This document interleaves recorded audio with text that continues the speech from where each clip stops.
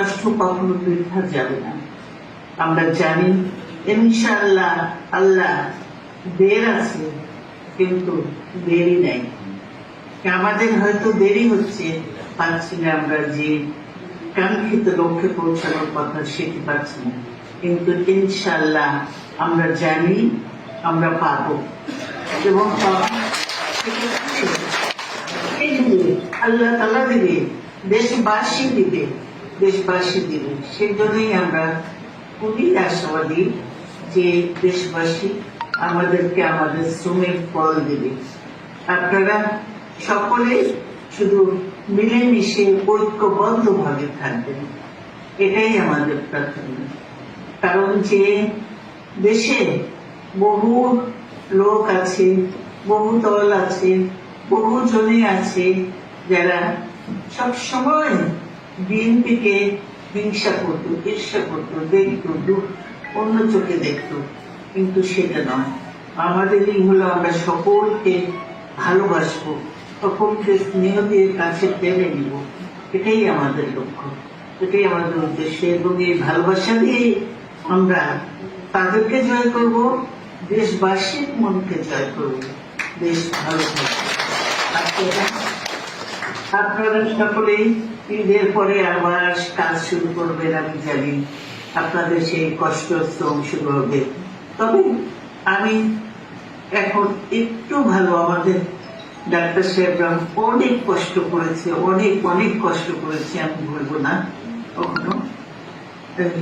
তো কাজেই এই কষ্ট করেছি, এই কষ্টের ফল আমি পাচ্ছি। এখন একটু একটু আমি এখন নড়াচড়া করতে পারি, চলাফেরা করতে পারি, আরো কিছু বাকি আছে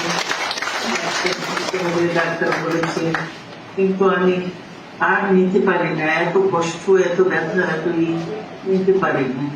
সেই জন্য ওই যাবো করেও যাইনি, কিন্তু যেতে হবে, নাহলে এগুলো ঠিক হবে না, সেই ইয়েতে আছি।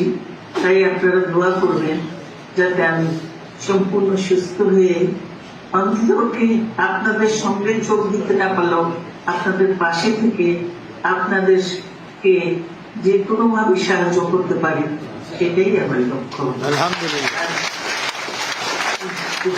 আমি বলতে চাই না, কেন বক্তব্য অনেকক্ষণ দিলে ওরা হাঁপিয়ে যান, এখনো দুর্বল আছে যথেষ্ট।